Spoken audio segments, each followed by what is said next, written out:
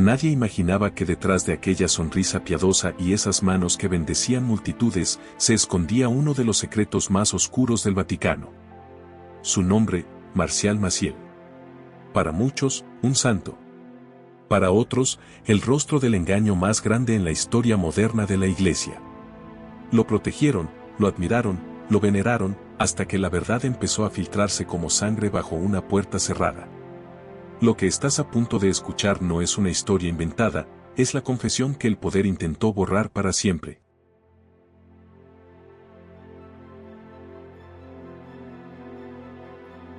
Marcial Maciel de Gollado nace el 10 de marzo de 1920 en Cotija, Michoacán, México. Desde el inicio su vida está marcada por dos fuerzas, la religión y la violencia. Su madre, Maura de Gollado Guízar, había soñado con ser monja. Quería entregar su vida a la religión, pero la obligaron a casarse con Francisco Maciel, un hombre 15 años mayor. Esa vocación truncada no muere, impregna la casa. Marcial crece respirando rezos, rosarios, misas, peregrinaciones y la idea de que la vida debía entregarse a Dios. Tal vez hereda algo más, el peso de una vocación que ella no pudo realizar. Su padre, Francisco, parece tener dos caras. Afuera, en el pueblo, es admirado. Es un comerciante exitoso, reconocido por tratar muy bien a sus trabajadores. Pero puertas adentro es un hombre muy distinto, sobre todo con su hijo Marcial, por quien siente desprecio. Desde pequeño, Marcial es un niño frágil. No puede con el trabajo físico del rancho. Se mueve y habla de forma delicada y muchos lo llaman afeminado. Además, no es listo. Todo esto frustra a Francisco y descarga su enojo golpeándolo. Pero no es el único que lo hace. Rogelio Orozco, un amigo de la infancia de Marcial, comenta: «Sabíamos de los azotes con soga que le daban algunos de sus hermanos. El que más lo golpeaba era Francisco, pero también Alfonso. Lo golpeaban porque decían no hacía bien las cosas. Era como el mozo. Lo mandaban a cuidar marranos y decían que para eso había nacido. Todo el pueblo hablaba del maltrato que le daban en su casa». ¿Y por qué lo golpean tanto sus hermanos? Por lo mismo, por delicado, afeminado y por la sospecha de homosexualidad que se refuerza tras un incidente. Su padre, harto de sus maneras afeminadas, lo envía con los arrieros para que se haga hombre. Estando allá, uno de ellos abusa de él. Según recuerda un amigo de la infancia, tras el abuso, Maciel se echa a llorar y dice: «Mi papá va a creer que yo los provoqué, me va a matar». El maltrato de su padre, de sus hermanos y los hombres a su alrededor hace que Marcial se refugie cada vez más en su madre y en la religión.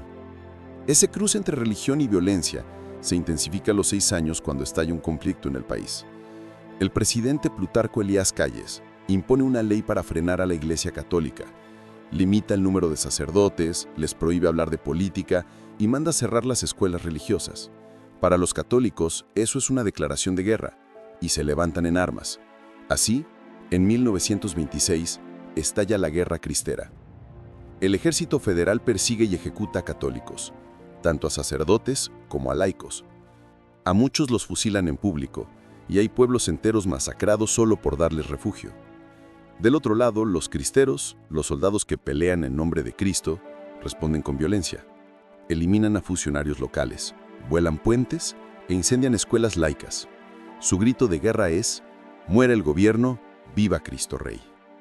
A Marcial este conflicto no le toca de lejos, sino bastante cerca. Su tío materno, Jesús de Gollado Guízar, es general del ejército cristero y una de las figuras clave en la defensa religiosa. Y no solo él, 2 de sus primos, José y Luis Guízar, también llegan a ser generales.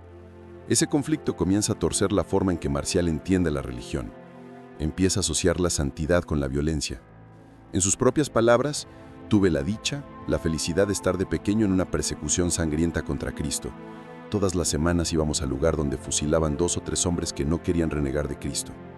Aprende que la fe no se vive en libertad, sino bajo miedo, sufrimiento y castigo. Años más tarde usará esa misma lógica, el nombre de Dios como justificación para la violencia. Lo más grave es que dentro de la iglesia hubo quienes lo vieron venir, y aún así le abrieron la puerta, lo que nos lleva a la siguiente parte de esta historia. En el seminario, antes del abuso, hubo advertencias. A los 16 años, Marcial deja Michoacán y se va a la Ciudad de México para entrar a un seminario. Según Alejandro Espinosa, uno de los primeros jóvenes reclutados por Maciel, Marcial no entra por vocación, sino para escapar de la cárcel que era su casa. Claro que Maciel nunca lo admitirá así en público. Frente a las multitudes siempre hablará de un llamado especial. Aquí comenzamos a notar algo que será un patrón en su vida. Frente al público, Maciel va a fabricar una imagen grandiosa, casi divina, presentándose como un elegido de Dios. Y en privado será otra cosa muy distinta. Y quienes mejor lo conocen son los chicos que fueron víctimas de él. No solo porque durante el abuso deja ver su verdadera naturaleza, sino porque en esos momentos es cuando Maciel más se abre emocionalmente y habla con franqueza sobre su pasado y sus verdaderas intenciones. Más adelante conoceremos más de estas confesiones privadas. Maciel ingresa a un seminario bajo el amparo de su tío abuelo Rafael Guízar y Valencia, obispo de Veracruz, que hoy está declarado santo. Poco después dice tener una visión. Está él rodeado de un grupo enorme de sacerdotes entregados al reinado de Jesucristo. Lo interpreta como un llamado de Dios para fundar una congregación. Sin embargo, Fernando M. González, investigador que lleva más de 2 décadas estudiando a Maciel, explica que, con el tiempo, esta historia se fue elaborando cada vez más. Al inicio era solo un «sentí el llamado». Después le añadió un escenario sagrado que estaba ante el Santísimo en la fiesta del Sagrado Corazón. Más adelante sumó que le dijo a Dios que no estaba preparado, que tenía apenas 16 años sin experiencia y que había sacerdotes mejor capacitados. Y al final agregó que la voz interior insistía y que un director espiritual lo fue guiando para descifrar lo que Dios pedía de él. Para González, todas esas capas añadidas solo buscaban legitimar una experiencia que, sin ese marco, podría verse como un capricho, un delirio o incluso un caso psiquiátrico. A los 16 años, Marcial empieza a reclutar jóvenes para su nueva congregación. Su tío obispo se entera y lo frena de inmediato. Primero debe estudiar, ordenarse sacerdote y después, si quiere, podrá pensar en fundar algo. No había ni estudiado, ni era sacerdote, y ya quería ser líder de una nueva congregación de la iglesia. Otra señal de un delirio de grandeza o megalomanía. En la serie marcial Maciel, el Lobo de Dios, estrenada en agosto de 2025 en HBO Max, se afirma que por este intento su tío lo expulsa del seminario. Pero los periodistas Jason Berry y Gerald Renner documentan una versión diferente y mucho más inquietante. Tras el regaño del obispo, Maciel permanece 2 años más en el seminario y sigue reclutando jóvenes.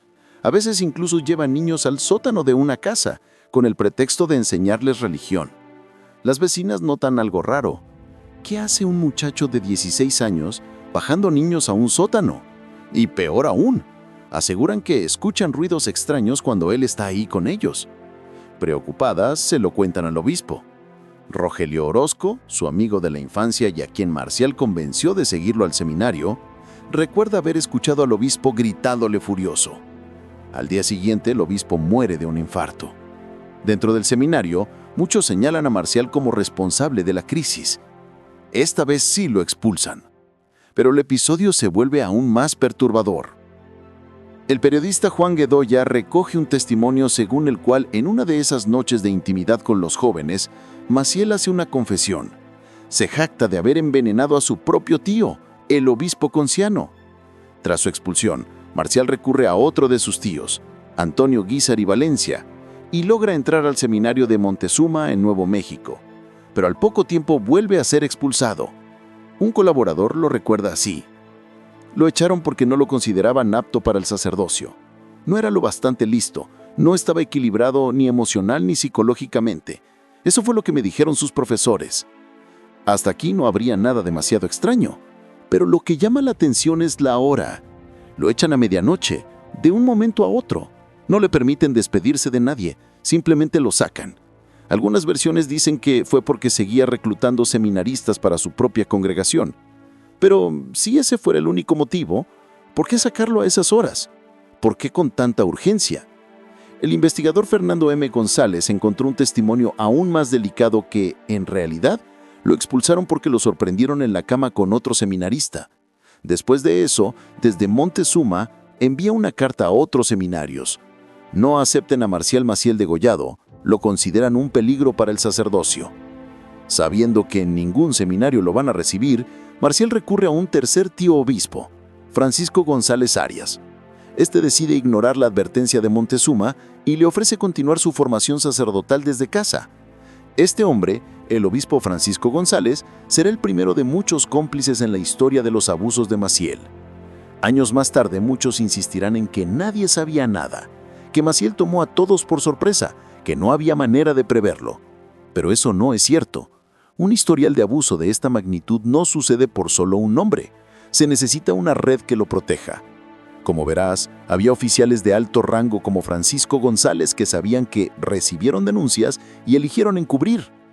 Por ahora serán obispos, después serán cardenales y más adelante el encubrimiento llegará hasta lo más alto del Vaticano, quizás hasta el puesto más alto. ¿Y qué tan cierto es que Maciel completa su formación sacerdotal desde casa? En los años 40, un sacerdote necesitaba entre 6 y 8 años de estudios antes de ordenarse.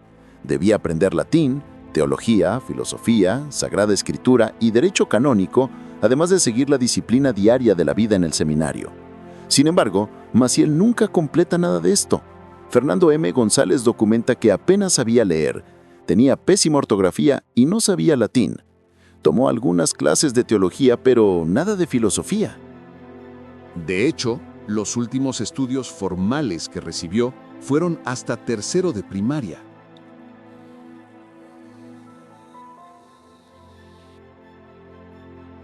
En términos de formación, Maciel ni siquiera debía haberse ordenado sacerdote.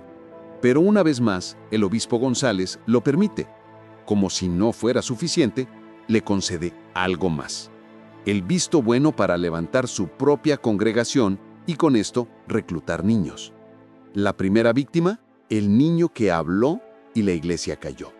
Con ese aval, Maciel empieza a buscar sus primeros seguidores. Entre ellos está Luis de la Isla, quien recuerda cómo fue convencido para ir al seminario junto con sus 2 hermanos, Carlos y José.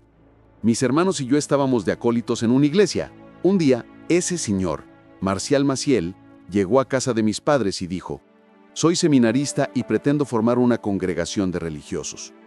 La supo hacer muy bien, porque llevaba libretos, fotografías y cosas muy bonitas, supuestamente, de un colegio en el que íbamos a estar en México. Me imagino que esas fotos eran de Montezuma, no sé, no lo conozco. Con albercas, jardines muy bonitos, campos de fútbol, y yo con la ilusión que eso implicaba dije: «Vámonos». ¿Cuál sería mi sorpresa que al llegar a Ciudad de México, veo que la cancha de fútbol era en realidad la cochera de una casa?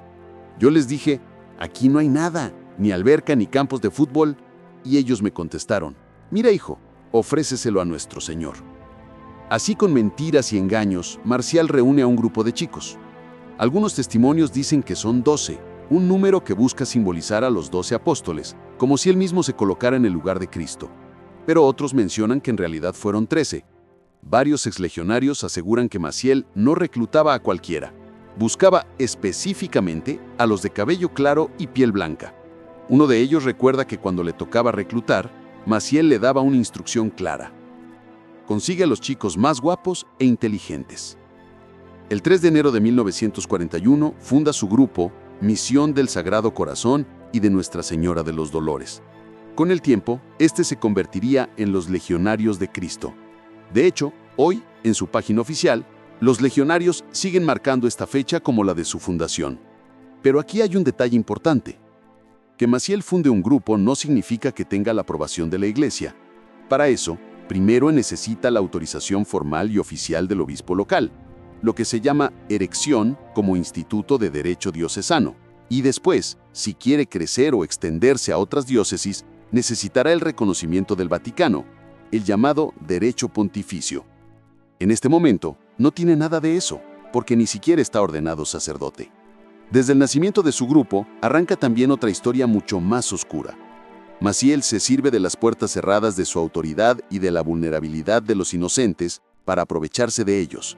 Luis de la Isla, el seminarista que entra con sus 2 hermanos, relata: «Pudiendo dormir cada quien en su cama, Maciel me decía: «No, vénganse a dormir acá». Ahí fue la primera vez que tuve ese contacto. Me cogía la mano y me la guiaba para que lo tocara. Yo estaba aterrorizado, por supuesto, ya no dormía, y él se hacía el dormido durante el acto. Todo en silencio. Así fue en 8 o 10 ocasiones. Yo tendría unos 13 o 14. Encerrado en las instalaciones controladas por Maciel, Luis no tiene dónde ir ni a quién acudir. En una ocasión logra confesarse con un sacerdote externo, pero este no hace mucho por ayudar, solo le recomienda contárselo a sus padres. Claro que estando en el seminario y en otra ciudad, Luis no los tiene cerca. Además, Luis recuerda, yo le respondía que era un sacerdote. Le teníamos a Maciel un temor, un respeto. No me lo explico. El caso era que nunca nos atrevíamos a decirle nada ni a enfrentarlo. No. Así pasa el tiempo entre silencios y abusos hasta que ve una oportunidad.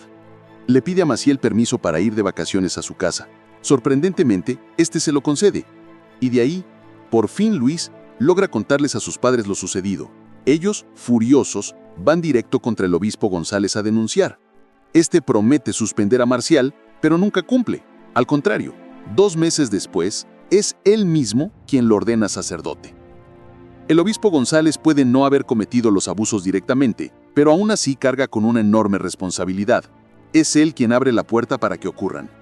Si en ese momento, o en cualquiera de los previos, realmente le hubieran puesto un alto, quizá todo lo que vino después se habría evitado.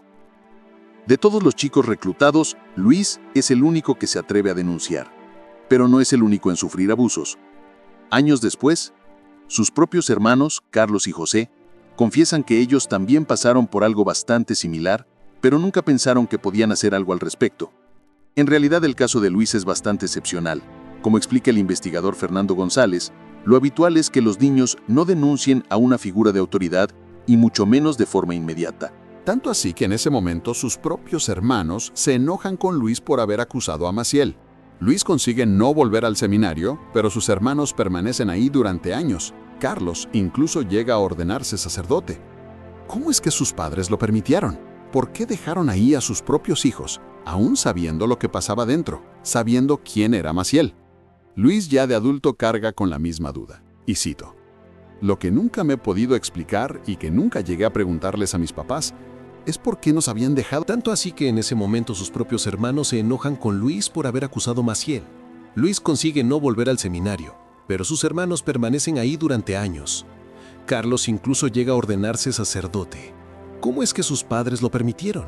¿Por qué dejaron ahí a sus propios hijos, aún sabiendo lo que pasaba dentro, sabiendo quién era Maciel?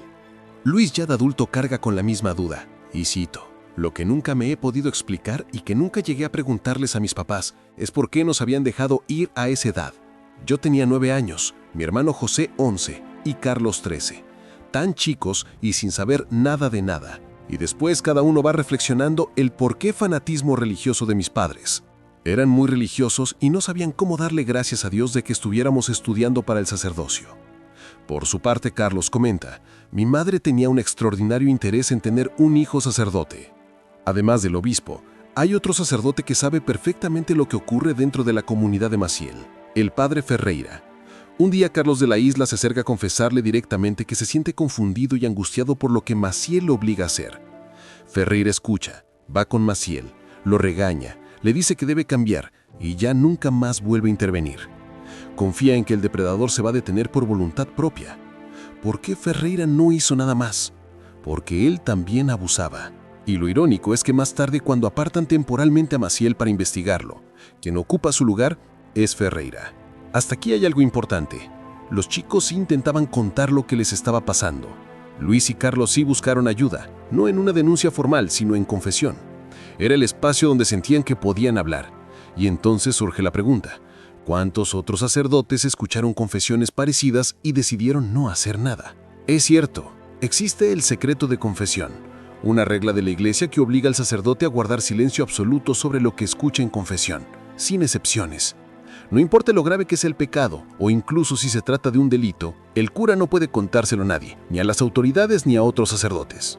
La norma es tan estricta que en la doctrina oficial romperla significa la excomunión automática. Pero esa regla no los deja totalmente atados de manos.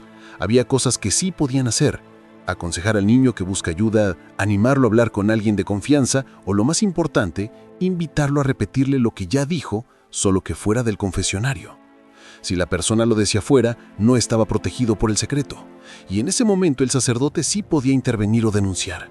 De hecho, la confesión era un espacio tan clave para frenar los abusos que tiempo después Maciel se encargó de controlarlo. También empezó a insistir en ser mismo el confesor de los seminaristas. Así se aseguraba de que nadie pudiera hacer nada en su contra. Pero eso era apenas una de sus herramientas de control, porque Maciel construyó todo un sistema para mantener a los niños aislados, vigilados y convencidos de que desobedecerlo era desobedecer a Dios. Esto nos lleva a la siguiente parte de esta historia, el Seminario del Infierno, la ley del silencio. Para 1946, el grupo de seminaristas de Maciel ya ha crecido. Con esa base consigue un acuerdo con el rector de la Universidad Pontificia de Comillas en España, una de las instituciones más prestigiosas de la época, para llevarse a sus muchachos a estudiar allá. Con este movimiento, su proyecto deja de ser un grupito local y empieza a presentarse como una congregación con proyección internacional. Pero no se trata solo de prestigio, también es una forma de mantener a los seminaristas bajo un control mucho más estricto.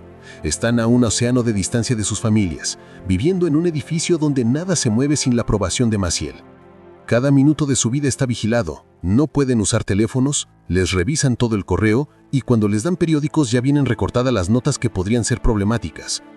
Juan Baca, uno de esos seminaristas, lo recuerda así. Durante 12 años me mantuvieron en Europa, lejos de mis padres y de mi familia. No me dejaban verlos ni siquiera tener contacto con ellos.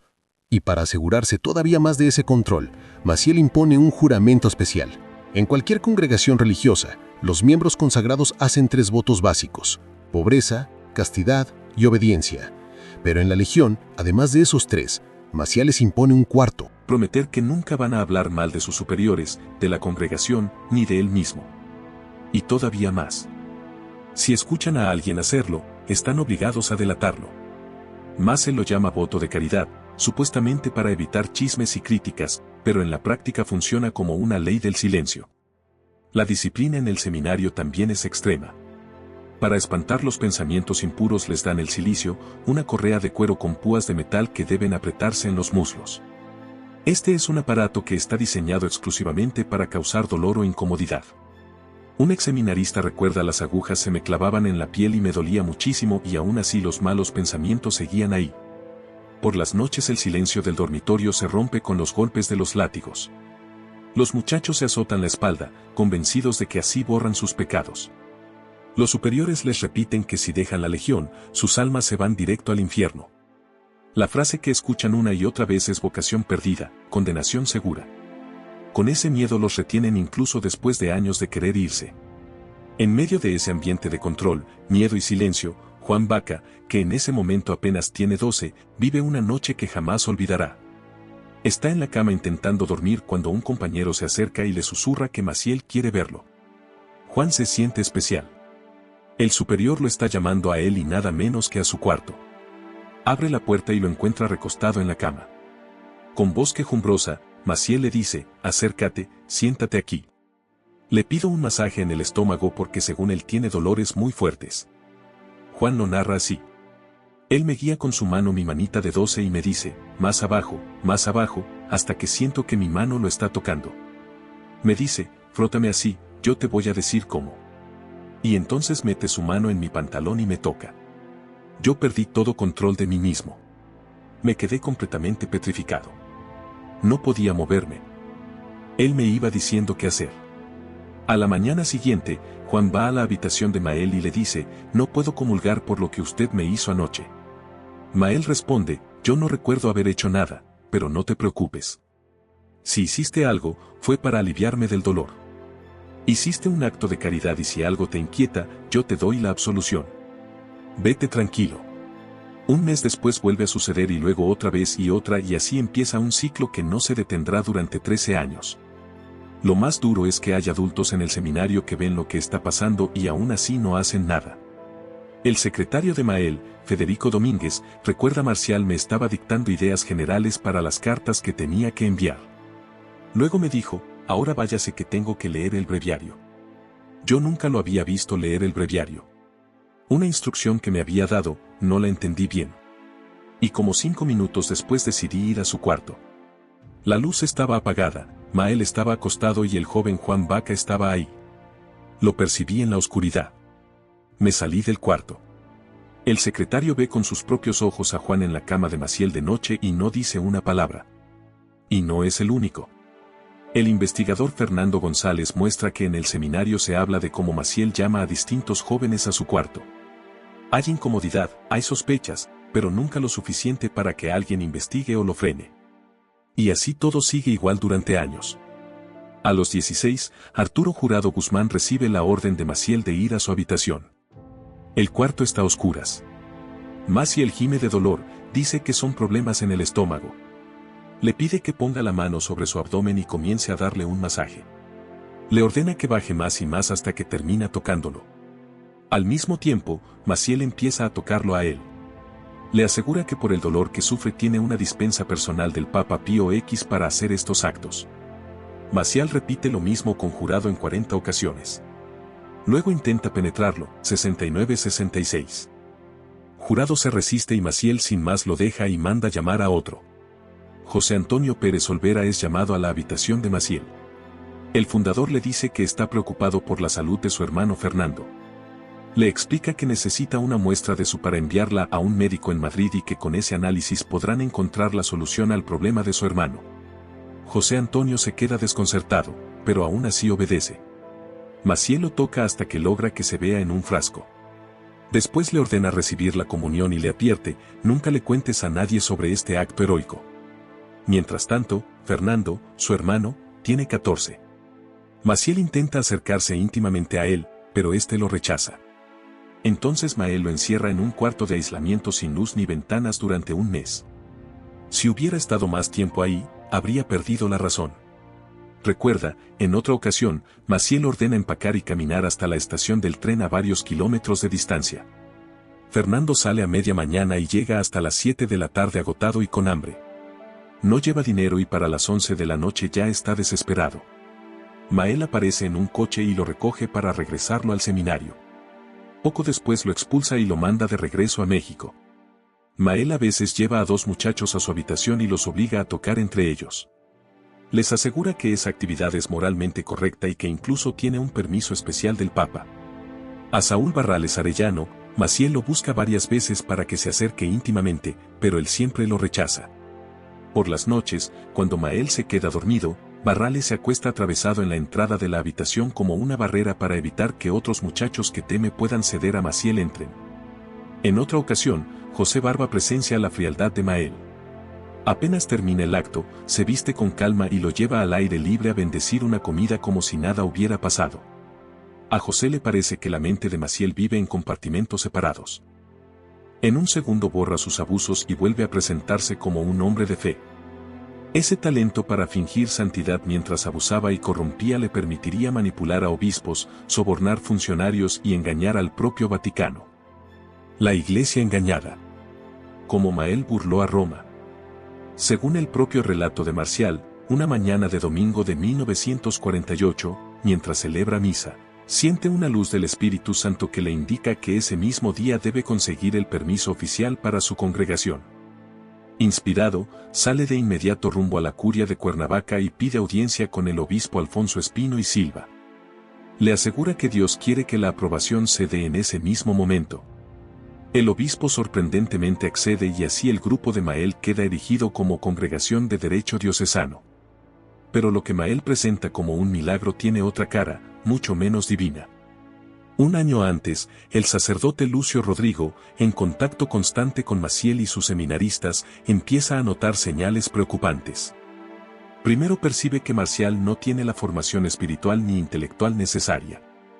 Luego le llegan comentarios de que cita a jóvenes en su habitación y detecta sobre todo una ambición desmedida por concentrar todo el poder. Quiere serlo todo al mismo tiempo. Superior, director espiritual y confesor de los seminaristas. No deja que nadie más los confiese. Es como si buscara blindar a la legión para asegurar un control absoluto. En palabras de Rodrigo, da la impresión de levantar un telón de acero alrededor de los suyos. Y la lista sigue: tácticas sucias, mentiras para conseguir lo que quiere, gastos excesivos, viajes en primera clase. Rodrigo lo describe así.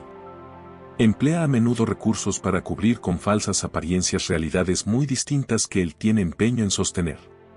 Cuenta con una eficacia muy grande para el disimulo. Se ve en el poco espíritu de pobreza.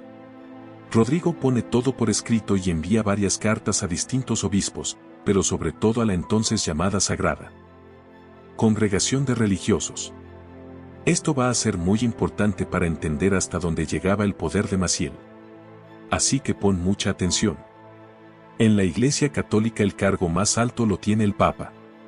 Él es el jefe absoluto. Tiene la última palabra en todo lo que pasa dentro de la Iglesia. Si el Papa decide que a un sacerdote no se le va a castigar, no se le castiga. Si dice que alguien debe ser promovido, se promueve. Nadie puede ir en contra de eso. Después viene el secretario de Estado, considerado el número 2 del Vaticano. Él coordina la administración interna, pero lo más importante es que decide qué temas llegan al Papa y en qué formato. Puede frenar, suavizar o archivar casos antes de que el Papa los lea. Luego está la Curia Romana. La Curia es básicamente el gobierno central, el equipo de ministerios que ayudan al Papa a dirigir la Iglesia. Es como en cualquier país. Tienes el Ministerio de Educación, el de Salud o el Defensa. Cada uno se encarga de un área distinta. En el Vaticano pasa lo mismo, solo que en lugar de ministros se llaman congregaciones o dicasterios. Algunos ejemplos. La Congregación para el Clero se ocupa de los sacerdotes diocesanos y su formación. La Congregación para los Obispos se encarga de nombrar y supervisar a los obispos. La Congregación para la Doctrina de la Fe vigila la teología y posibles herejías. Es considerada la más poderosa de todas. Y en esta historia será clave porque más adelante estará dirigida por Joseph Ratzinger, quien después se convertiría en el Papa Benedicto X. Estar al frente de esta congregación le daba a Ratzinger acceso directo al Papa con audiencias regulares, a veces hasta una vez por semana, para entregarle informes personales. Y finalmente, la Sagrada Congregación de Religiosos, que hoy tiene un nombre larguísimo: Dicasterio para los Institutos de Vida Consagrada y las Sociedades de Vida Apostólica. Pero para no complicarnos, vamos a seguir llamándola por su nombre antiguo. Esta Congregación de Religiosos se encarga de todo lo relacionado con las órdenes religiosas como los jesuitas, dominicos, franciscanos y también con institutos más recientes como los Legionarios de Cristo. Sus responsabilidades incluyen aprobar la existencia de nuevas congregaciones, supervisarlas y, lo más relevante para nosotros, intervenir en casos de abusos, además de reportar directamente al Papa sobre el estado de la vida religiosa en la Iglesia. El Papa no está al tanto de cada detalle administrativo, pero sí recibe informes constantes y tiene que involucrarse en los temas más graves o polémicos. Con esto ya te puedes ir imaginando a quien tenía que ganarse más él si quería mantenerse intocable, al secretario de Estado y a los prefectos de las congregaciones, en especial al de religiosos. Y justo eso va a hacer. En unos momentos veremos cómo conseguía ganarse a los cardenales con favores, con regalos y sobre todo con sobornos. ¿De cuánto dinero hablamos? ¿Qué tipo de lujo se entregaba? Eso es lo que vamos a descubrir. Volviendo a la historia de cómo Mael consigue la aprobación de su congregación, el padre Rodrigo envía varias cartas a la congregación de religiosos denunciando todo lo problemático que ve en él. Una de esas cartas llega a manos de Giovanni Battista Montini, quien años después será el Papa Pablo VI. Montini la lee y a partir de esa denuncia deciden no concederle a Maciel el reconocimiento oficial. Preparan una carta para informarle al obispo de Cuernavaca y la envían. Llega a la oficina de correos un sábado por la tarde y queda programada para entregarse el lunes, pero Maciel, que tiene contactos dentro de la oficina de correos, se entera de la llegada de la carta el domingo. Entonces, se adelanta, convence al obispo de firmar la aprobación ese mismo día y en el acto ahora sí nacen oficialmente los Legionarios de Cristo para cuando la carta se entrega al día siguiente jurídicamente ya no hay manera de echarlo para atrás. ¿Qué nos dice esto? Primero, que técnicamente los legionarios no debieron haber sido reconocidos como congregación oficial. Roma ya había decidido negarlos, pero Maciel forzó la aprobación. Y segundo, que el propio Pablo VI, cuando llega a ser papa, ya tiene al menos una noción de lo problemático y peligroso que es Mael. Aún así, le sigue dando poder ilimitado porque Maciel aportaba grandes sumas de dinero al Vaticano. El investigador Fernando González lo resume bastante bien. Suele culparse solo a Juan Pablo II o a Benedicto X por la corrupción de Maciel, pero la complicidad empezó mucho antes. Más adelante vamos a hablar del respaldo que recibió desde el Vaticano. Pero antes hay que mirar hacia otro tipo de poder, el dinero. Y como los millonarios de México lo volvieron intocable. Los millonarios de Cristo, la élite que sostuvo a Mael. Con la congregación ya probada, Maciel se lanza a buscar dinero y sabe exactamente dónde. En la élite mexicana. Dentro de ese mundo descubre un perfil que se convierte en su mina de oro, las viudas con fortuna. Mujeres que en esos años no podían trabajar y que según algunos testimonios no encontraban sentido a lo que hacían. Maciel llega con carisma y con la idea de que su riqueza puede ponerse al servicio de la iglesia. Ellas, agradecidas de tener un propósito, empiezan a entregarle no solo dinero, sino también terrenos, propiedades e incluso joyas. El caso más conocido es el de Flora Barragán de Garza, viuda de Roberto Narza, uno de los hombres más ricos de México. Garza era un empresario de Monterrey, una ciudad industrial donde se concentran grandes fortunas y algunas de las familias más poderosas del país. Y será justo en esta ciudad donde Maciel encuentra el dinero para financiar su imperio. Cuando muere Roberto, Flora hereda millones y, como tantas mujeres de la época, busca refugio en la religión. Ahí conoce a Maciel.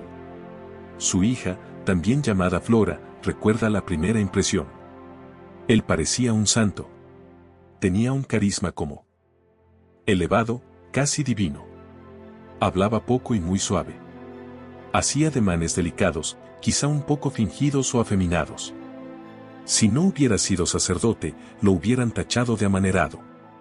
La señora Flora queda completamente fascinada. Su hija la ve rendida ante Maciel al punto de sentir celos porque ya no recibe la misma atención de su madre. Cuando él está en la casa, todo gira en torno a él, y cuando se va, ella pasa horas escribiéndole cartas a él y a los legionarios. Las respuestas de Maciel siempre son de pura adulación. La coloca en un pedestal y le promete que ocupe un lugar especial, no solo dentro de su obra, sino también en el cielo. En una de esas cartas, Maciel escribe: permítame darle el nombre y el título de la Madre de la Legión, de Madre la más solícita y abnegada.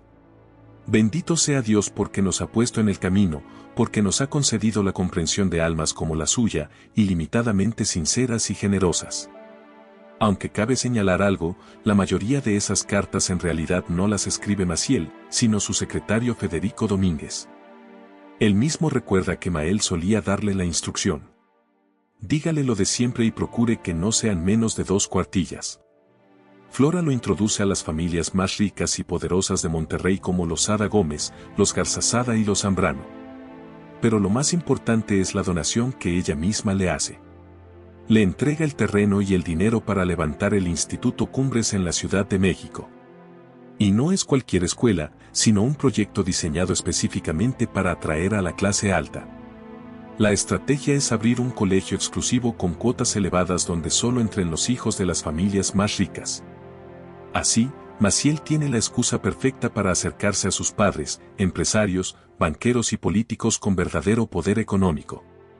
En otras palabras, para Maciel Cumbres es su pase directo al círculo más exclusivo de México. Y claro, este también se convierte en una máquina de ingresos. Levantar el instituto le cuesta carísimo a Flora.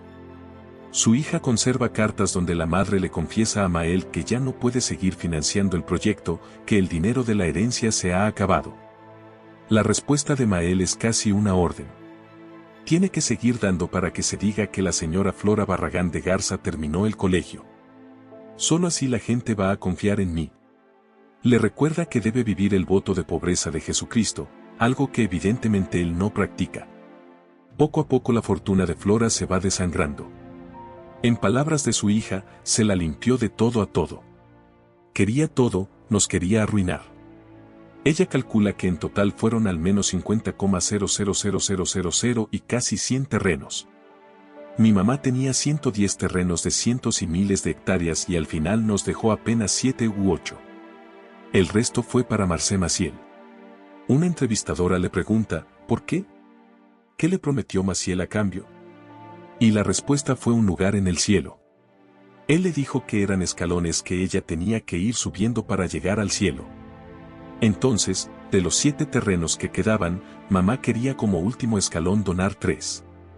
Mi hermano Roberto accedió, pero yo me enojé. Le dije, bajo mi cadáver se los das al padre Maciel. Estoy harta. Toda mi vida he visto cómo le dabas dinero a ese hombre mientras yo estoy bien fregada. Mi papá no hizo el dinero para Maciel, sino para nosotros. Finalmente, los terrenos se quedaron con nosotros. La entrevistadora también le pregunta sobre los rumores de que Mael y Flora tuvieron una relación romántica. La hija responde francamente, posiblemente sí. Yo desde antes sabía de las mujeres de Maciel y de sus hijos, así que no me extrañaría nada. Maciel la sedujo. Yo la veía seducida. Estaba arrobada por él. Y Flora no es la única, Mael aplica el mismo método con otras viudas de la élite. Consuelo Fernández de Certuche, Luisa Mercedes Herrera, Janete Colín y Germina de Dickens. Miembros de la Legión se encargan de escribirles cartas llenas de elogios, felicitándolas por su cumpleaños, por el Día de las Madres o por Navidad. Y después de esas cartas, claro, llegan las peticiones de donativos. Gracias a eso, en unos cuantos años, Maciel levanta el Instituto Cumbres, el Colegio Máximo en Roma, un colegio y un seminario en Salamanca y hasta un seminario en Ontaneda con lago incluido. En Monterrey, Maciel consigue el apoyo de otra familia clave para su proyecto, los Garzazada. Tras la muerte de Dionisio Garza, su viuda y varios de sus hijos hacen donativos generosos a los legionarios. Pero la estrategia de la congregación no se queda solo en recibir dinero. También buscan que los hijos e hijas de estas familias se consagren. ¿Por qué? Porque si alguno entra como consagrado sacerdote, su herencia puede pasar directamente a manos de la Legión. La propia Roberta Garza, descendiente de Dionisio, lo explica. Su hermana Paulina se convirtió en consagrada y su hermano Luis Garza en sacerdote. Este último llegó a entregar $3 millones de su herencia a la congregación. ¿Y a dónde va todo ese dinero? Maciel gasta una parte en viajes y lujos, otra la esconde en fondos offshore y paraísos fiscales y también lo usa para mantener a sus esposas e hijos porque sí tenía familias en plural. Más adelante veremos que incluso llevó a una de ellas al Vaticano y que uno de sus hijos recibió la primera comunión de nada menos que Juan Pablo II. Y aquí te comparto una anécdota real de una persona cercana que llamaré Juan. Ya habían pasado algunos años desde que salió a la luz lo de Mael cuando un amigo de Juan lo invitó con su familia a Cuatro Ciénegas. Por alguna razón, los papás del amigo de Juan tenían una relación muy cercana con dos legionarios, un consagrado y una consagrada, que también iban para allá. Así que se organizaron y terminaron yendo en su coche. Ellos adelante manejando y todos los niños atrás. En un tramo de la carretera, todos los niños iban dormidos y el consagrado y la consagrada empezaron a hablar en voz baja. Juan se alcanzó a despertar, pero al notar el tema de su conversación se hizo el dormido para poder escuchar. Él le preguntó a ella si antes de que se supiera todo había sospechado algo de Maciel. Ella contestó que no, que la noticia le cayó de sorpresa. Entonces él le compartió que había trabajado como tesorero de Mael y que había cosas que le parecían muy raras. A veces Mael llegaba pidiendo sumas enormes de dinero y le pedía que no las registrara. Al principio pensó que podían ser sobornos o algo turbio, pero con el tiempo le empezó a dar la espina de que era para mantener a una familia. En eso los amigos de Juan se despertaron y la conversación se cortó. Juan se quedó con la curiosidad de escuchar más y bueno, eso es solo una anécdota. Además de esos gastos, Maciel destina dinero a otra cosa clave, sobornos a cardenales. ¿Recuerdas esa estructura de poder en el Vaticano? Pues Maciel se encarga de cubrirla toda. Aquí hay algunos ejemplos. El segundo puesto más influyente es el del secretario de Estado, el hombre que decide qué temas llegan al escritorio del Papa. De 1991 a 2006, ese cargo lo ocupa el cardenal Ángelo Sodano. Según documenta el periodista Jason Berry, los legionarios tenían la práctica constante de hacerle llegar dinero. A veces 5,000, a veces 10,000 pesos. Pagos regulares que aseguraban que los informes sobre Mael llegaran limpios hasta el Papa. Para blindarse aún más, Mael también tiene en su bolsillo a Stanislas, el secretario personal y mano derecha de Juan Pablo II. Stanislas recibe donativos frecuentes de los legionarios. En una ocasión, una familia mexicana, muy probablemente enviada por Maciel, entrega $50,000 a Stanislas y a cambio consigue una misa privada con el Papa. Además, claro, Maciel se asegura de tener contento al prefecto de la congregación de religiosos, la oficina que debe supervisar a los legionarios y al propio Maciel. Cuando ese cargo lo ocupa el cardenal Eduardo Pironio, Mael le ofrece pagar la renovación completa de su residencia y Pinorio acepta. Cuando cambian de prefecto y entra Eduardo Martínez Omalo, Maciel es aún menos útil, manda a un legionario a entregarle un enorme sobre con dinero. De hecho, Berry entrevistó a ese legionario y este relató que sí. Le dieron el sobre, le dieron la dirección. Fue hasta el departamento de Martínez y se lo entregó personalmente. Además de esos cardenales en puestos clave, Mael también envía regalos a toda la curia romana. Barre recoge testimonios de eccionarios que tenían la tarea de preparar sobres con dinero y cada Navidad armar canastas de regalo para la curia. Y claro, no eran cualquier canasta. Estaban llenas de botellas de vino carísimo, brandy de colección y jamones españoles que podían costar más de 1,000 pesos cada uno. Sin embargo, hay un cardenal que jamás acepta ni un solo regalo de la legión. Joseph Ratzinger, un eccionario, recuerda que en una ocasión intentaron darle un sobre con dinero bajo el pretexto de que era para sus obras de caridad. Ratzinger lo rechazó de inmediato y este detalle va a ser muy importante porque más adelante Ratzinger será prácticamente la única figura de poder que intentará llevar algo de justicia a las víctimas de Maciel. Y no fue porque el Vaticano no supiera, las pruebas estaban ahí. Recibieron cartas, escucharon testimonios, leyeron informes y aún así eligieron el silencio.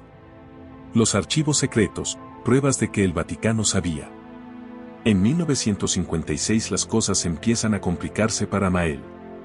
Empiezan a sonar las alarmas de que algo anda muy mal dentro de su congregación, pero gracias a sus sobornos logran librarse.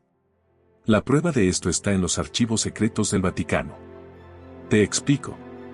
El Vaticano tiene un archivo central donde se guardan todos los documentos de cada papa, cartas, informes y notas internas.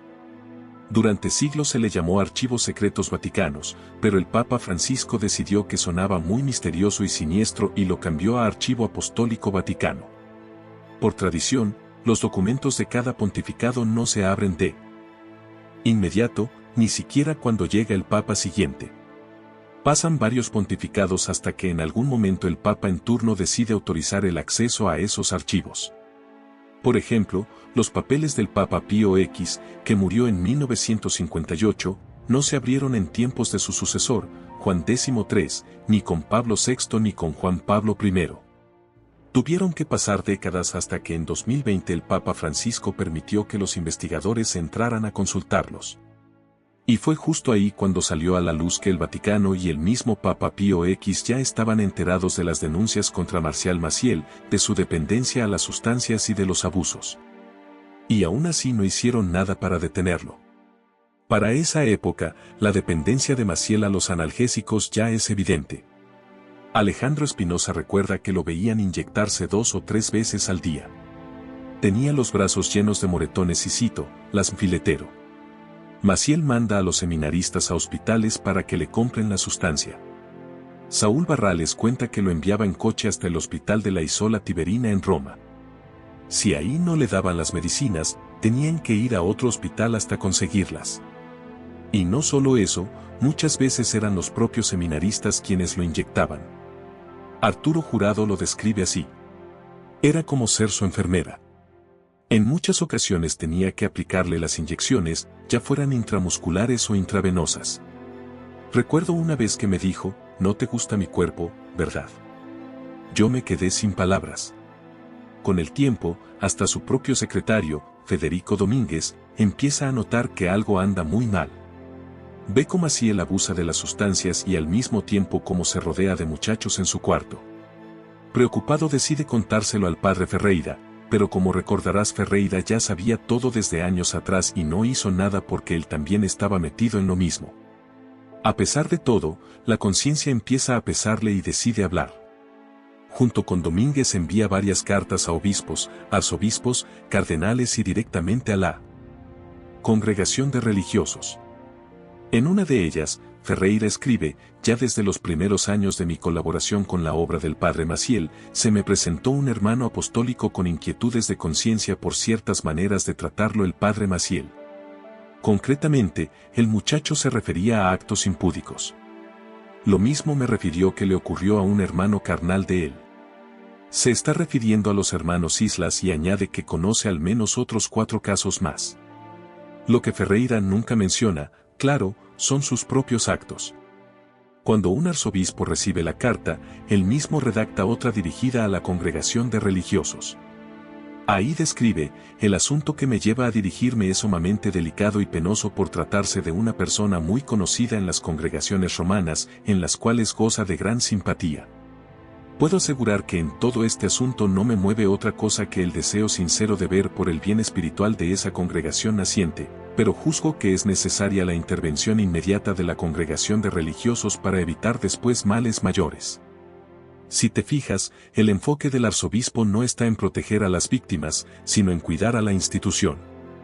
Habla del bien espiritual de la congregación naciente y de evitar males mayores, pero esos males se entienden como posibles escándalos que dañen la imagen de la Iglesia, no como los abusos que había que frenar. En pocas palabras, el centro no son los muchachos, sino la reputación de Maciel, de la Legión y del propio Vaticano. Además, en el documento presenta 3 cargos concretos contra Maciel. Faltas contra el 6º mandamiento cometidas con alumnos de la congregación, hábito de inyectarse enervantes y uso de la mentira para lograr los fines que se propone. Y la carta añade una advertencia. Si Mesio se entera de que lo están investigando, tiene tanto poder de manipulación que fácilmente convencería a sus propios muchachos de declarar a su favor. Por eso, recomienda aislarlo antes de iniciar cualquier proceso para evitar que se salga con la suya. La congregación de religiosos recibe las cartas y empieza a armar un expediente. En septiembre de 1956 se lo entregan a Pío X, documentación abundante. Ese mismo año, Maciel sufre una sobredosis de morfina y termina hospitalizado en Roma. El Vaticano aprovecha la situación, suspende Maciel como superior de la Legión y le ordena desintoxicarse. El problema es que en su lugar queda al mando Ferreira, el mismo que había denunciado, sí, pero que también estaba implicado en abusos. En los archivos secretos del papado de Pío X aparece un borrador muy revelador. El padre Giovanni Battista Scapinelli escribe una nota proponiendo un castigo fuerte para Mael, quitarle todo contacto con los seminaristas y si no obedecía, aplicarle una de las sanciones más duras de la Iglesia, la suspensión a divinis, que lo dejaría sin poder dar misa, confesar ni celebrar sacramentos en público.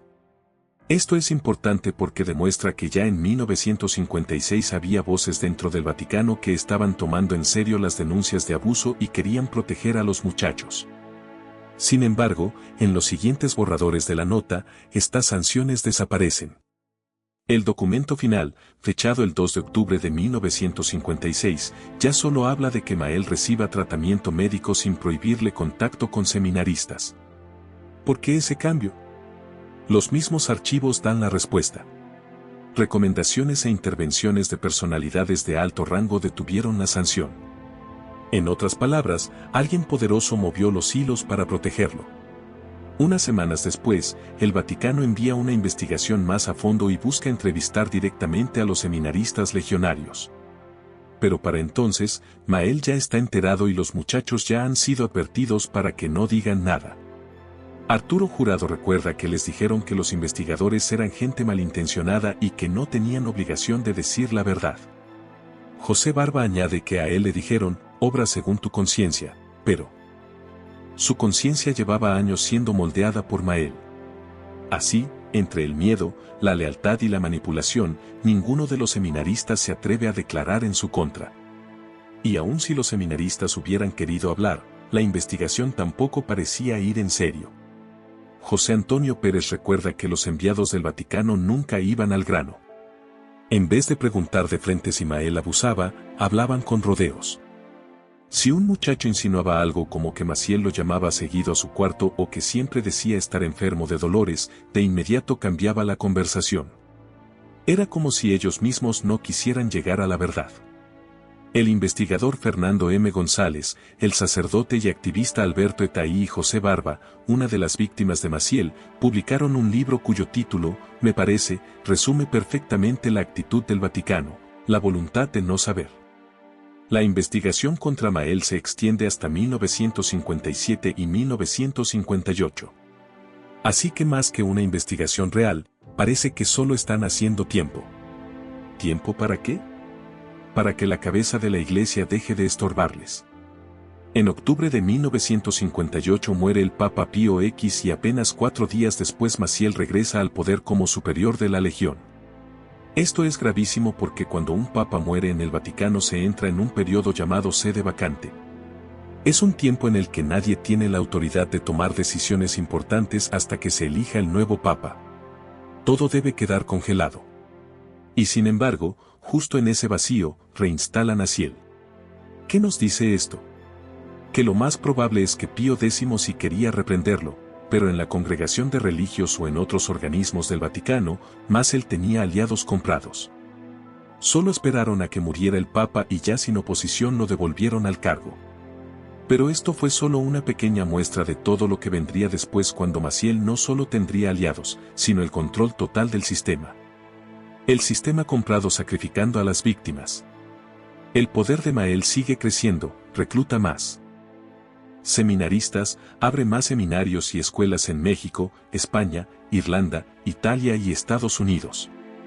Se expande también hacia los laicos con el proyecto del Reign Number Christi y empieza a captar mujeres bajo un nuevo rol que él mismo inventó consagradas. Sin embargo, los primeros seminaristas que lo habían acompañado desde el inicio crecen y uno a uno empiezan a irse de la Legión. Algunos se convierten en sacerdotes diocesanos, otros simplemente regresan a la vida como laicos. En 1967, 2 de ellos, José Barba y José Antonio Pérez Olvera, se encuentran en un camión en la Ciudad de México. José Antonio se anima a contarle lo que Maciel le hizo. Barba se queda en shock. No tenía idea de que alguien más hubiera pasado por lo mismo. Hablan, comparten lo que vivieron, se preguntan quién más podría haber sido víctima, pero ahí queda todo. 9 años después, en 1976, Juan Baca, que había sido uno de los hombres más cercanos a Maciel, decide que ya fue suficiente, rompe con la Legión y se integra a una diócesis. Ahí conoce al obispo M. Segan y le cuenta todo.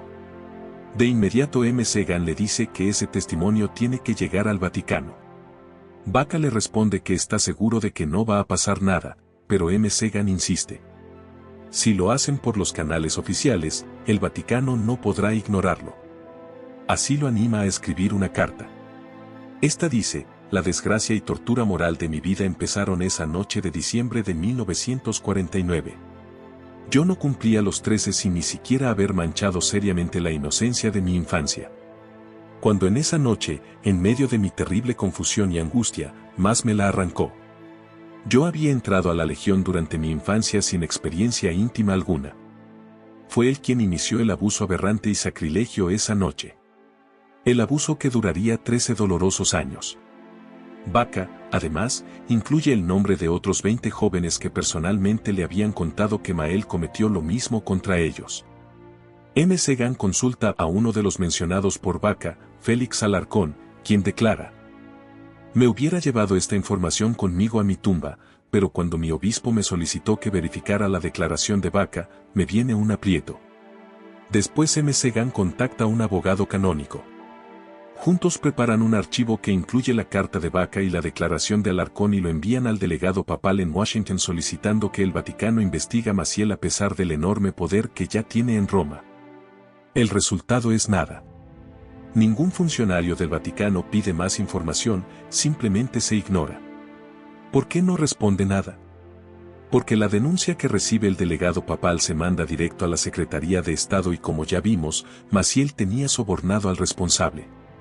Y si por alguna razón esa denuncia hubiera seguido su curso, el siguiente paso era enviarla a la Congregación de Religiosos, donde también el prefecto estaba comprado. En pocas palabras, Maciel tenía comprado el sistema y con eso su impunidad. Pero pronto va a aparecer un cardenal que, aunque muchos lo critican, fue prácticamente el único que se atrevió a desafiar ese sistema. 2 años después, Baca lo vuelve a intentar. El expediente se envía otra vez al delegado apostólico en Washington. El Vaticano confirma que lo recibió y otra vez silencio. Nada cambia. Entonces llega un papa que no solo guarda silencio, sino que eleva a Maciel a su círculo más cercano y le da más poder que nunca. Estamos hablando del Papa Juan Pablo II, protector de Maciel. Ese año 1978 es recordado como el año de los 3 papas. Primero está Pablo VI, que como vimos años atrás él mismo había leído denuncias contra Maciel. Luego llega Juan Pablo I, pero su papá dura apenas 33 días. Muere de manera repentina y entonces el cardenal Karol Wojtyła es elegido y toma el nombre de Juan Pablo II. Juan Pablo II llega con la idea de expandir el catolicismo por todo el mundo. Para su primera gira internacional elige México. ¿Y a quién le confía la organización de esa visita? A Marcial. Maciel. ¿Por qué Maciel? Porque tenía contactos con gente muy poderosa, lo que significa que podía conseguir permisos rápido, lugares grandes para los eventos, seguridad, prensa y apoyo sin tantos trámites. Además, los legionarios tenían muchas escuelas y seminarios, lo que da salones, camiones, dormitorios y miles de alumnos y familias. Y siendo realistas, posiblemente también empezó la recomendación de los hombres más cercanos al Papa, como Ángelo Sodano y Stanisla. Hasta este momento no hay evidencia concreta de que Juan Pablo II supiera de las denuncias contra Maciel. Puede que haya escuchado rumores, pero no hay reportes oficiales en su escritorio, sin embargo, eso va a cambiar. Mientras tanto, Juan Baca decide que es momento de dejar el sacerdocio. Escribe una carta de 7 páginas dirigida personalmente al Papa Juan Pablo II para pedir que lo dispensen de sus votos. En la carta explica por qué ya no puede seguir como sacerdote. Entre otras cosas, los serios traumas que sufrí durante años por haber sido abusado íntima y psicológicamente por Marcial Maciel. Asimismo, no tardé en darme cuenta de que hacía lo mismo con otros seminaristas. La envía a la Embajada Apostólica en Washington y nuevamente recibe una confirmación de recibido. Pasan 4 años antes de que el Vaticano le responda. Le conceden la dispensa sacerdotal. Pero sobre los abusos ni una sola palabra. En este caso, sí existen más probabilidades de que la información hubiera llegado hasta el Papa. ¿Por qué? Porque la dispensa sacerdotal no la tramita la congregación de religiosos donde Maciel tiene más influencia, sino la congregación para el clero encargada de los sacerdotes diocesanos, donde Maciel no tiene poder directo. Ahora bien, lo normal es que la congregación para el clero procese estas solicitudes sin que el Papa revise personalmente cada una, con la excepción de situaciones graves o escandalosas. En esos casos sí se le presenta al Papa el expediente completo. Por eso, en este punto específico, es posible que Juan Pablo II sí se haya enterado de las acusaciones contra Maciel, pero hasta ahora no pasa de ser una posibilidad. Solo lo sabremos con certeza el día que se abran los archivos secretos de su pontificado. A pesar de todas las denuncias que ya habían llegado al Vaticano, Juan Pablo II sigue honrando públicamente a Maciel. Lo nombra miembro de comisiones importantes en Roma y en América Latina y en sus viajes a México incluso lo invita a estar a su lado. Maciel es presentado como uno de los hombres de mayor confianza del Papa. En 1994 llega el punto de quiebre. En el 50 aniversario del sacerdocio de Maciel, los 7 periódicos más importantes de la Ciudad de México publican una carta firmada por Juan Pablo II llena de elogios hacia él. Esta dice, desde el inicio de su sacerdocio, Marcial Maciel ha puesto a Cristo como centro y modelo de su vida y de su labor pastoral. Con ese mismo espíritu y movido por su amor a la Iglesia, ha fundado numerosas obras apostólicas, desde escuelas dedicadas a la formación de niños y jóvenes hasta organizaciones enfocadas en promover valores humanos y cristianos dentro de la familia. La Virgen María, que lo ha acompañado desde su infancia, ha sido testigo de ese camino. Por eso quiero asegurarle, querido Padre Maciel, que con afecto y benevolencia imparto para usted, para todos los miembros de la Legión de Cristo y del Regnum Christi, una especial bendición apostólica. En realidad, la carta no la escribió el Papa, sino un legionario llamado Felipe Castro, siguiendo órdenes directas de Maciel. Juan Pablo II solo la afirmó. Aún así, el texto terminó consolidando públicamente a Maciel como una figura intocable. Cuando los exlegionarios leen esa carta, sienten que Maciel ya ha ido demasiado lejos. Deciden romper el silencio. Empiezan a hablar entre ellos, a juntar piezas, a conectar lo que cada uno sabía. Y no se quedan ahí. Buscan al periodista Jason Berry, que junto con Gerald Runner del Hartford Courant inicia una investigación. El 23 de febrero de 1997 se publica la historia. 9 ex sacerdotes de la Legión de Cristo acusan a Marcial Maciel de haber abusado de ellos.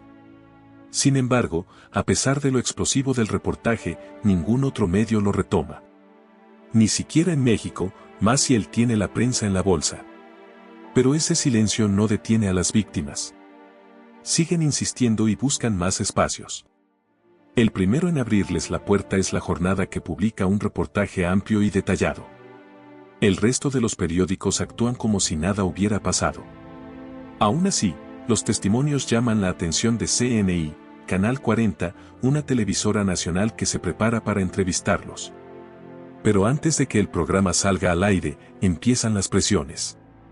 Primero desde la iglesia, los legionarios, el rector de la Universidad Anáhuac, el rector de la Universidad Iberoamericana, Norberto Rivera, el líder máximo de la iglesia en México y Girolamo Prione, el embajador del Papa en México. Como eso no detiene al canal, Maciel recurre a sus contactos. Lorenzo Servitje, cofundador de Bimbo, llama personalmente para advertir que si transmiten el reportaje dejarán de invertir millones en publicidad. Y cuando eso tampoco funciona, interviene Carlos Ruiz Sacristán, SEC. Secretario de Comunicaciones y Transportes, el hombre que en ese tiempo controlaba las concesiones de radio y televisión. En pocas palabras, si no obedecían, podían perder el canal. La presión llega todavía más arriba. Lievano Sáenz, secretario particular del presidente Ernesto Zedillo, cita en su oficina a Javier Moreno Valle, dueño de Canal 40. Le pide de frente que el reportaje no salga al aire. Moreno Valle responde que le prometió personalmente a las víctimas que la grabación no se quedaría guardada, que saldría al aire. Pregunta por qué le importa tanto. Sáenz contesta, se le haría un gran daño al país. Hay información de Estado que no puedo compartir. Aún así deciden seguir adelante. Horas antes de la emisión, llaman a la casa de Ciro Gómez Leiva, conductor del Canal 40, y amenazan a su familia.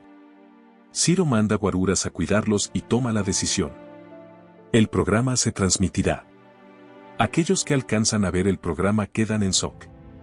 Pero otra vez la mayoría de los medios calla. La noticia no corre como las víctimas esperaban.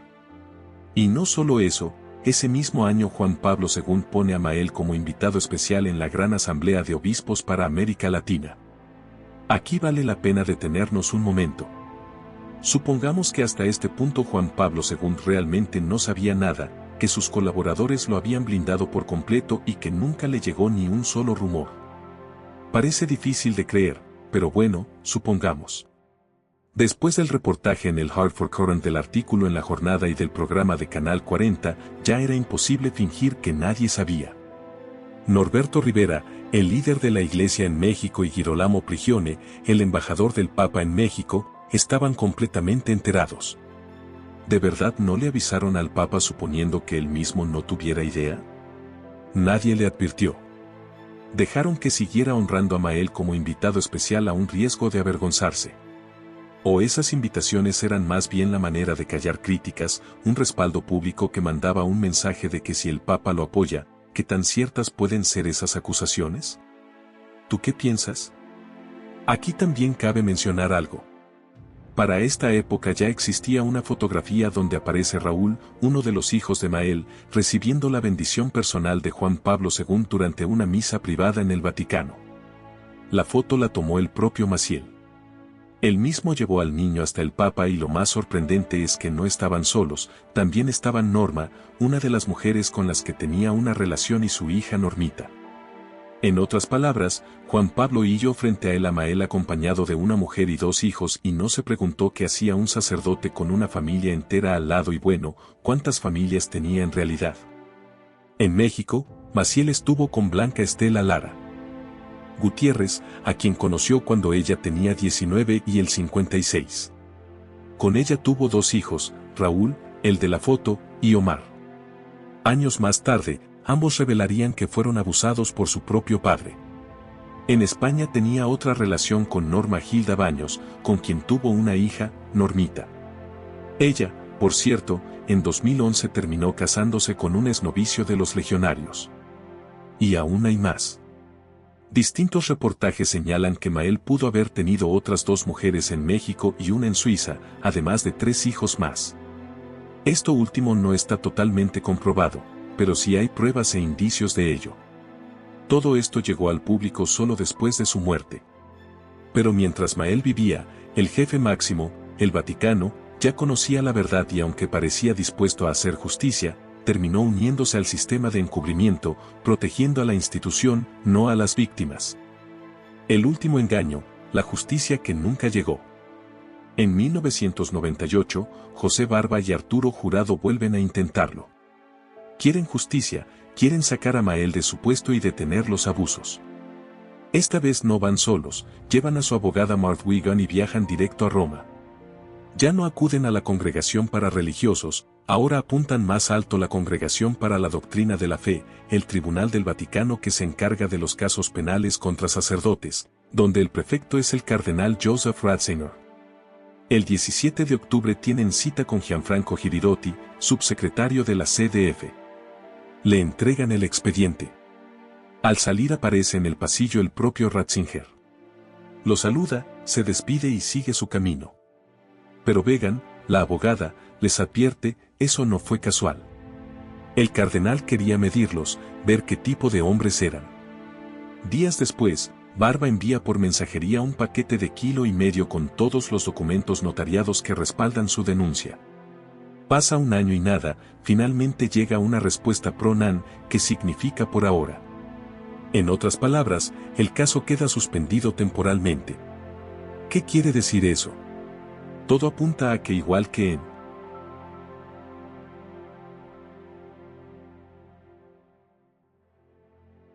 1956, la investigación no se frena por falta de pruebas, sino porque alguien con poder dentro del Vaticano no quiere que avance. En los años 50, la estrategia fue ganar tiempo hasta que muriera el Papa Pío X. Apenas fallece, durante el vacío de poder, reinstalan a Maciel en su cargo. Pero en 1999 la jugada parece la contraria. Esta vez Ratzinger no busca proteger a Maciel, sino detenerlo. El problema es que está atado en manos. Encima de él están Juan Pablo II y su círculo de confianza, Ángelo Sodano y Estanislao, que protegen a Maciel. Así que a Ratzinger no le queda otra opción que esperar a callar por ahora, pero con la intención de retomar el caso en cuanto tenga una oportunidad y eso hará años más tarde. Para este momento, lo que sí queda claro es que Juan Pablo II ya está informado sobre Mael. Ratzinger, como prefecto de la Congregación para la Doctrina de la Fe, se reúne con él de forma regular, a veces incluso cada semana, para revisar los asuntos más graves y polémicos. Y todo indica que el caso Maciel debió estar sobre la mesa. Aún así, Juan Pablo II sigue elogiando públicamente a Maciel, dándole un lugar especial en ceremonias y discursos. Un ejemplo claro ocurre en 2004 en Roma durante la celebración por el 60 aniversario de la ordenación sacerdotal de Maciel. Para ese momento, la salud de Juan Pablo II ya está muy deteriorada. Apenas puede hablar, le cuesta respirar y moverse. Así que manda a Leonardo Sandri de la Secretaría de Estado para que lea una carta en su nombre. Y esta arranca así. Mi afectuoso saludo se dirige ante todo al querido Padre Maciel, al que de buen grado acompaño con mis más cordiales deseos de un ministerio sacerdotal colmado de los dones del Espíritu Santo. Después siguen más elogios. Habla de su buen espíritu y extiende las felicitaciones a todos los legionarios. La salud del Papa empeora cada vez más y es justo ahí cuando Ratzinger ve su oportunidad. Decide reabrir la investigación contra Maciel, pero lo hace en secreto. Manda al promotor de justicia de la CDF, Charles Ciclona, a contactar a los seccionarios y a su abogada. Les pregunta si quieren seguir adelante con la causa. La respuesta es un sí rotundo. Entonces arranca la investigación en silencio. El mismo día que muere Juan Pablo II, Cicluna está en Estados Unidos tomando declaraciones de víctimas y poco después cruza a México para escuchar más testimonios. ¿Qué nos dice esto? Que la evidencia apunta que Juan Pablo II sí estaba frenando la investigación contra Mael. Todo indica que conocía el caso, no permitió que avanzara, siguió elogiando públicamente a Maciel, le otorgó un lugar privilegiado, no buscó ayudar a las víctimas y lo protegió hasta el final de su pontificado. Y entonces, tras la muerte de Juan Pablo II, llega el cónclave. El nuevo papa es elegido, Joseph Ratzinger, que toma el nombre de Benedicto X. Sin la sombra de Juan Pablo II ni de su círculo de poder, finalmente tiene las manos libres para actuar. En 2006 se anuncia la decisión de la CDF avalada por Benedicto XV. Después de haber sometido los resultados de la investigación a un estudio atento, la Congregación para la Doctrina de la Fe, tomando en cuenta la avanzada edad del reverendo Maciel y su delicado estado de salud, decidió renunciar a cualquier proceso canónico e invitar al padre a llevar una vida reservada de oración y penitencia, renunciando a todo ministerio público. Es decir, no hay castigo real. Sí, le prohíben oficiar misas y dar sacramentos en público, pero Mael podía seguir viviendo cómodamente en su casa y ni siquiera respeta esas restricciones. Continúa viajando y manteniendo relaciones con sus múltiples amantes.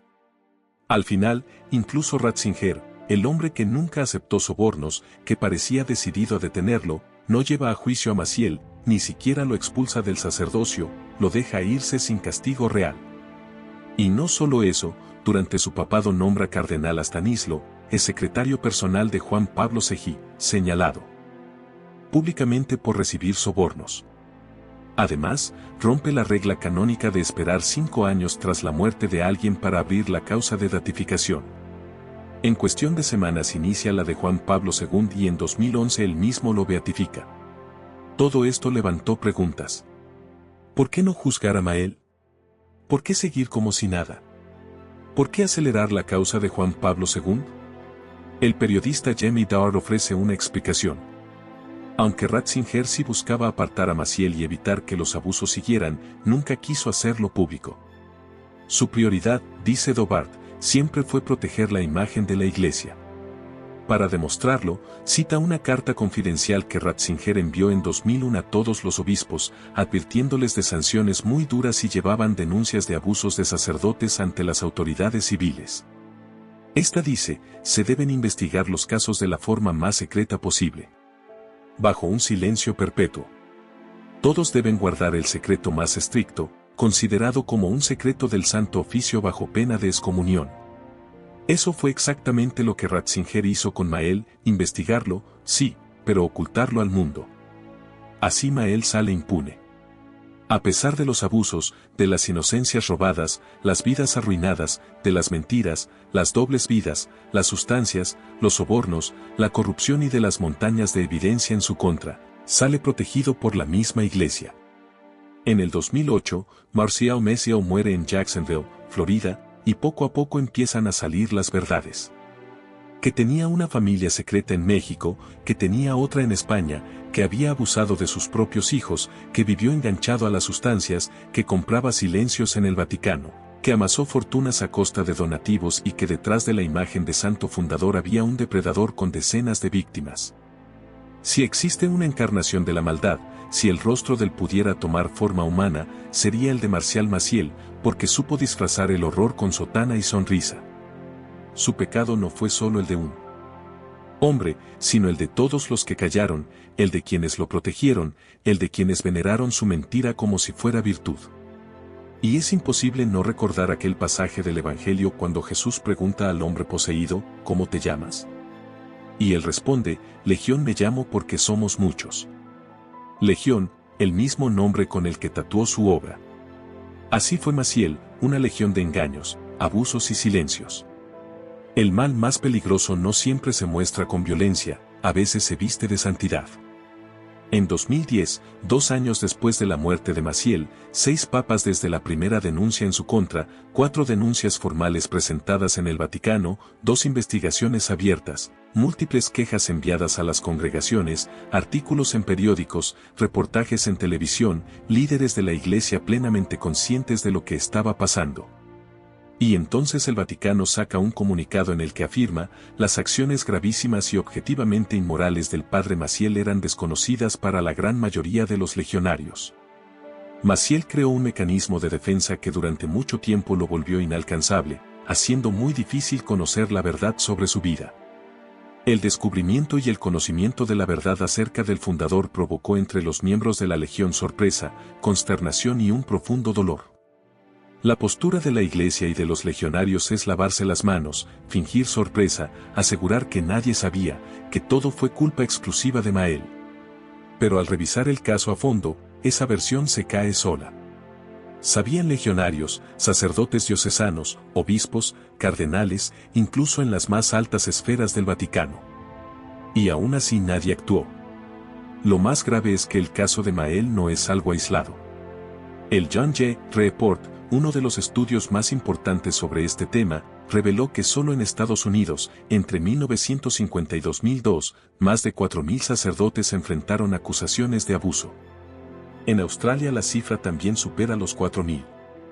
En Francia son más de 3.000, en Irlanda 1.300 y en Alemania 1.500. ¿De verdad vamos a creer que todos estos casos fueron sorpresa? ¿Que ninguna autoridad del Vaticano se enteró? Con estos datos es insostenible decir que fue solo Mael. Estamos ante un problema institucional. Sí, Mael fue un monstruo, pero el monstruo más peligroso resulta ser la institución que encubre y que permite que esto suceda una y otra vez. Esto me deja con 4 ideas que quisiera compartir. Primero, a los padres de familia. Es comprensible que al tratarse de un sacerdote, alguien que representa a Cristo, resulte más fácil confiar y asumir que sus intenciones son buenas. Pero la experiencia ha mostrado que aunque existen muchos sacerdotes rectos y nobles, también hay algunos que se aprovechan de esa posición. Por eso no hay que idealizar a nadie solo por llevar una sotana. Hay que ser prudentes en a quien entregamos nuestra confianza y sobre todo el cuidado de los hijos.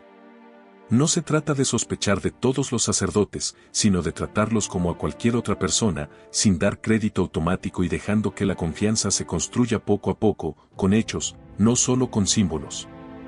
Segundo, a los altos mandos de la Iglesia.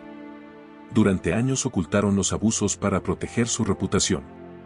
Al hacerlo, traicionaron su misión más esencial, defender a los vulnerables, ser ejemplo de verdad y justicia y vivir en coherencia con el mensaje de Cristo.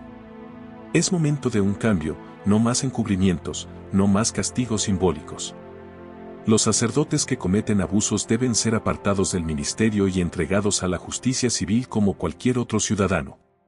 Lejos de manchar la imagen de la Iglesia, esto podría fortalecerla.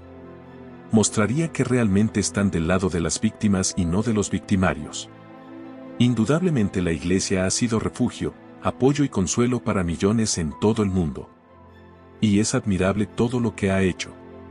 Pero su mal manejo de estos casos ha ensuciado su propio legado y hoy solo ustedes pueden repararlo. Tercero, a la sociedad. Sé que hablar de estos temas puede resultar incómodo. Es normal sentir cierta resistencia a criticar a una institución en la que muchos creen y de la que han recibido cosas buenas. Pero callar no ayuda. Es necesario hablar, señalar, exigir cambios, transparencia y responsabilidad. La experiencia demuestra que si el público no alza la voz, las instituciones no cambian por sí solas. Este caso es un claro ejemplo de ello. La Iglesia no reaccionó por iniciativa propia, sino porque la presión social la obligó a hacerlo. Sin eso, la historia indica que los abusos y el mal manejo habrían continuado. Finalmente, a las víctimas lamento profundamente todo lo que atravesaron y admiro su fortaleza y resiliencia. Personas como José Barba, Juan José Vaca, Alejandro Espinosa, Fernando y José Antonio Pérez Olvera, Saúl Barrales, Félix Alarcón y Arturo Jurado tomaron la decisión de hablar cuando nadie quería escuchar. Fue un acto de enorme valentía. A ustedes y a todas las demás víctimas, quienes hemos escuchado sus historias, les expresamos nuestra más sincera admiración. Sé que este audiolibro no cambia el dolor con el que han tenido que cargar, pero espero que al abrir esta información, escuchar sus historias y tomar conciencia, podamos acercarnos, aunque sea un poco, a la justicia que la institución no les permitió. Recuerda que la mejor manera de apoyarnos es suscribiéndote a Relatos de lo Desconocido, dejándonos un like y un comentario. También tomamos en cuenta recomendaciones para futuros videos.